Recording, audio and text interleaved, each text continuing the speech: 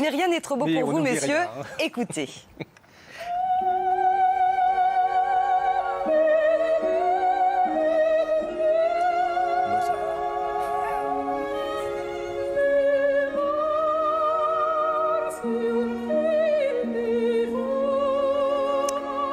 Ça, c'est de Il y a rien l'opéra. avec Mozart. Hein.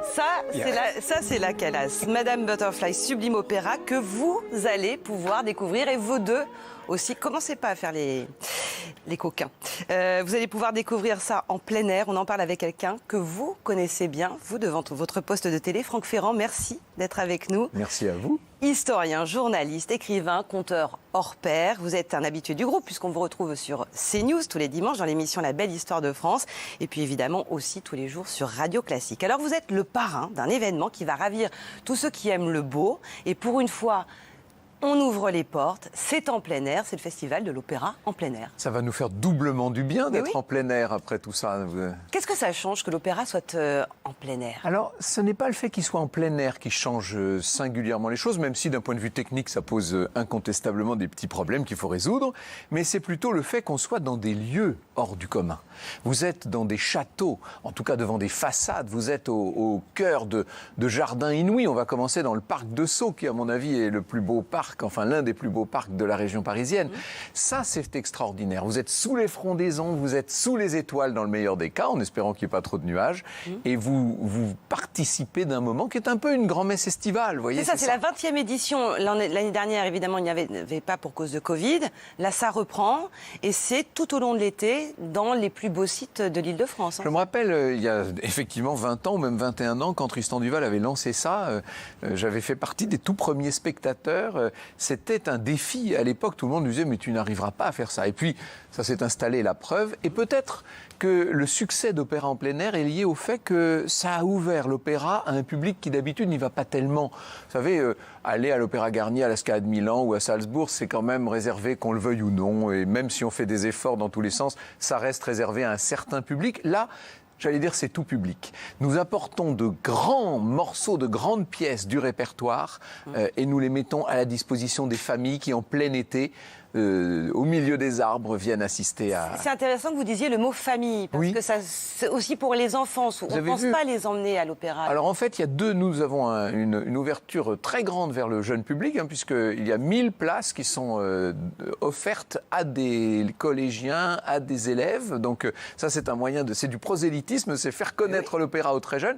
Et puis il y a aussi un spectacle spécifique qui a lieu avant la représentation elle-même et qui s'adresse à un très jeune public pour initier les enfants à cet art très singulier qu'est l'opéra. Quand on est dans l'opéra, quand on a l'habitude d'y aller, évidemment, on se dit que c'est l'art suprême, il n'y a rien de plus extraordinaire. Mais quand on ne connaît pas, c'est plus difficile. Donc c'est bien de commencer jeune. Et pourtant, c'est l'art le plus populaire qui soit. Mais surtout là, vous imaginez, Madame Butterfly, Puccini, c'est ce qui s'appelle aller vers le public. Là, on parle d'un opéra qui est très émouvant, qui prend aux tripes, qui prend au cœur, en tout cas. Franck, aujourd'hui, quand une collectivité finance ou apporte son financement à un opéra ou à une opération comme ça, il y a une condition, c'est la démocratisation. Oui, je crois. C'est le mot que tous les gens de culture ont à la bouche aujourd'hui. Il faut ouvrir un maximum de public.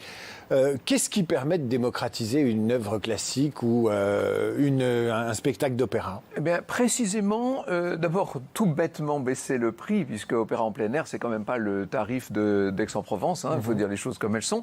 Et puis, en dehors des questions de tarifs, une jauge et un lieu qui n'est pas trop impressionnant.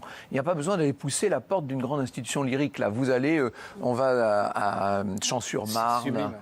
Champs-sur-Marne, en plus, c'est une bonne idée parce que vous êtes en plein dans Marne-la-Vallée, qui est populaire et c'est un des plus beaux châteaux du monde. Il y a le château de Vincennes, il y a aussi celui pendant pas très Saint-Germain-en-Laye. longtemps, mais celui de Madame de Pompadour. Exactement. Il y a Saint-Germain-en-Laye aussi. Saint-Germain-en-Laye, alors là, on sera plutôt chez Anne d'Autriche. Enfin, Vincennes, ça va être incroyable. Bon, les Invalides, j'ai envie de dire, c'est plus habituel, mais on ne s'y fait jamais aux Invalides tellement c'est incroyable. Il y a le choix de l'œuvre aussi. Est-ce que vous pouvez nous parler de Madame Butterfly un peu? Parce que c'est une œuvre. On connaît le nom de Madame Butterfly, mais quel est l'enjeu? L'enjeu, c'est une œuvre extrêmement émouvante. On a entendu tout à l'heure le grand air. Qui donne le frisson C'était Maria Callas, si je ne m'abuse. Bon, c'est une note qui éclot comme ça. Vous avez entendu pam, on a l'impression qu'elle s'allume en fait. Bon, mais cette note-là, quand vous l'entendez dans un récital ou à la radio ou comme aujourd'hui à la télévision, c'est très joli, c'est très fort.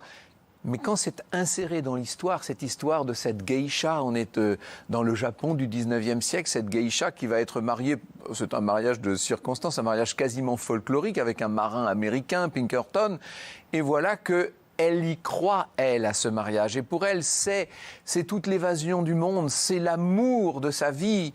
Et quand elle découvre que cet amour et l'enfant qui est né de cet amour ne sont que le fruit d'une contingence, eh bien pour elle, c'est insupportable et elle se donnera la mort. Et je vous assure que ce qui est formidable, il y aurait 1000 choses à dire sur Puccini, mais il y a une chose plus extraordinaire encore que les autres, c'est qu'en plus de cette musique très poignante, vous avez l'accompagnement orchestral qui suit les émotions, qui les accompagne comme chez aucun autre compositeur. Tous les états d'âme de Ce sont l'amour. les états d'âme, vous avez raison. On vient avoir une démonstration, c'est pour ça que je lui ai demandé, parce que c'est un conteur hors norme. Oui. Les gens, ils racontent des histoires, mais il y a des conteurs hors norme. Franck, d'où ça vient ça? On vous demande de raconter Madame Butterfly, vous racontez ça comme le meilleur film de la Metro-Goldwyn-Mayer. D'où ça vous vient? Alors moi je sais. Et à quel moment vous avez vu la lumière quand vous étiez tout jeune à l'église Saint-Hilaire à Poitiers? Mais comment vous savez ça? Parce que je me suis informée. Et que quand vous voyez l'église Saint-Hilaire à Poitiers, que vous voyez la lumière, visiblement, vous avez été touché par la grâce ce jour-là. C'est d'une beauté folle, c'est vrai. Oui, j'ai eu la chance de grandir, vraiment, on peut dire, à l'ombre, au sens propre du mot, de une des plus belles églises de France, c'est vrai. Et ça a peut-être compté dans mon goût du patrimoine, en tout cas. Après, d'où vient ma capacité à raconter les choses, ça, je ne sais pas. Ce que je sais, parce qu'elle me l'a raconté, c'est que c'est ma mère qui m'avait raconté ça à l'époque. Elle était allée voir mon institutrice qui lui avait dit, c'est bien simple, quand il y a eu du chahut dans la classe, je donne la parole à votre fils parce que comme ça, tout le monde se tait pour l'écouter.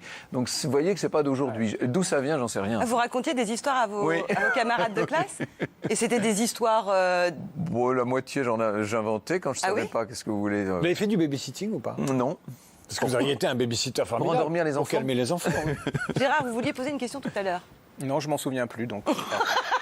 Merci pour cette intervention. Non, parce que je suis fasciné par ce qu'il... Ah si, oui. On doit vous le dire souvent, est-ce que des gens comme Decaux ont eu de l'importance dans la manière de... Parce que vous me faites penser... à lui, quoi. Enfin, Alain Decaux version a été 21e siècle, quoi. On peut dire qu'il a été mon parrain dans le métier.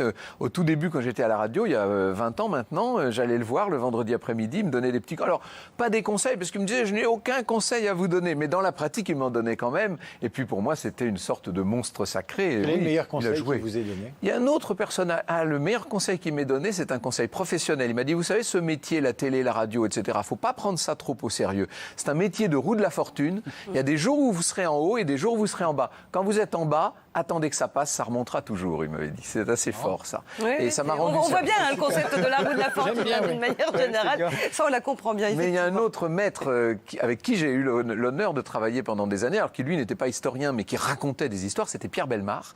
Et j'ai écrit ses textes pendant 3 ans à la radio. Ça, c'est formateur. Ah oui, ça, c'est encore plus formateur que tout ce qu'on peut imaginer. Je voudrais qu'on en revienne quand même à Madame Butterfly, dont on va regarder les répétitions. Alors, vous avez raison, il faut rapporter aux gens que ce ne sont que des répétitions. Oui, attention. Donc, évidemment, le cadre sera complètement différent. Les lumières, les costumes, tout ça, là, pour l'instant, voilà. Voilà, mais rien qu'à voir les répétitions, vous allez voir, ça donne vraiment envie d'en être.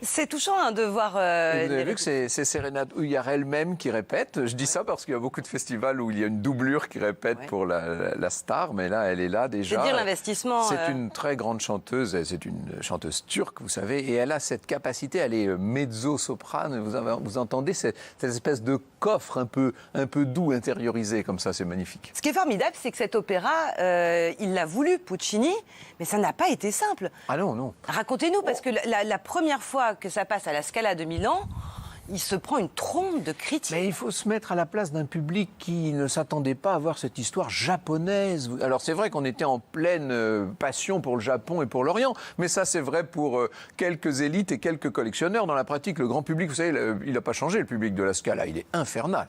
D'ailleurs, ça c'est un conseil que je donne aux téléspectateurs. Si vous avez un jour l'occasion d'aller à la Scala, allez-y, il faut assister à ça. Le spectacle est autant dans la salle que sur le plateau. Mais les gens sont insupportables. insupportable. Ils crient, ils sifflent, ils chantent. C'est un match de foot. C'est un match de foot, quoi. Ils ne sont pas respectueux du tout. Et alors, à l'époque, en 1904, ils l'étaient moins encore qu'aujourd'hui. On peut imaginer que le pauvre Puccini a eu des sueurs froides, mais il s'est vite rattrapé. 3 mois plus tard, oui. L'opéra est passé en Argentine, en Angleterre, et quand il est revenu à Paris, c'était déjà un triomphe. C'est ça qui est formidable quand on parlait d'art populaire. On ne comprend pas pourquoi en France, ça reste si réservé à une élite, alors qu'effectivement, en Italie... Je vais vous dire pourquoi. Il y a une raison. Oui. Il y a une raison historique, c'est que nous avions l'habitude depuis très longtemps, depuis l'Ancien Régime, que l'opéra soit une sorte de succédané de salon.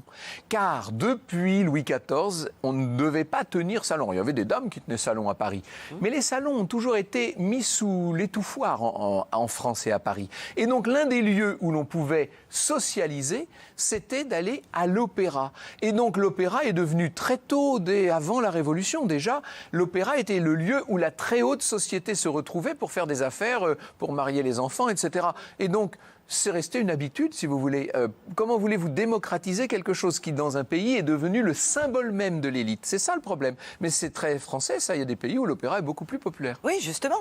Alors, est-ce que vous avez l'impression de participer à quelque chose d'un renouveau? Oui, je pense. Puis, vous savez, là, les gens qui sont là sont des gens qui aiment le public. Notre premier violon, c'est Anne Gravoin, qui accompagnait Johnny, vous voyez.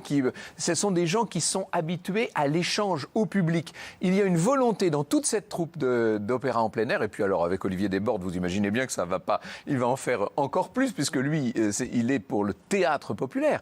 Dans toute cette troupe, il y a la volonté de rencontrer le public. Donc, je pense qu'il va y avoir beaucoup d'échanges pendant tout cet été. La musique en plein air, c'est compliqué, parce qu'il peut y avoir du vent. L'acoustique, évidemment, c'est autre chose. Ne pas de malheur.